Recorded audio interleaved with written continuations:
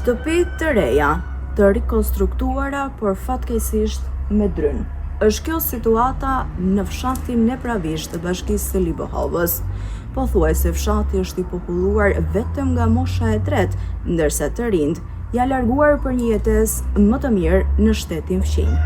I ndodhur në periferitë të Libohovës, Nepravishta, dikur gumzhinte nga jeta me mbi 200 familje dhe rrugë plot fëmijë, sot heshtja ka zënë vendin e zërave, ndërsa çdo shtëpi e mbyllur tregon një histori largimi. Oborret pa njerëz, portat e mbyllura dhe rrugët e zbrazta flasin për një realitet të dhimbshëm, një fshat që po plaket. Në qendër të fshatit është ndërtuar një park lojrash për fëmijë, por aty mbizotron heshtja.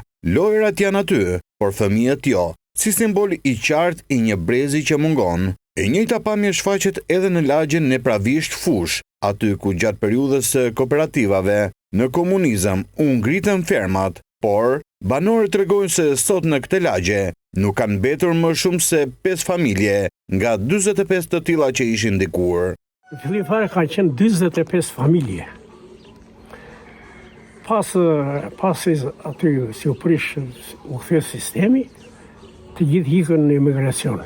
Edhe ikën të rinjt edhe mosha mes ikën tërë, edhe ngeli fshati, ka ngelu tani këtu vetëm 45 familje janë, edhe ata plek që s'ka mundësi. Të gjithë të rinjt kanë ikur tërë. Na dhanë atë tokën, po shtobe me tokën.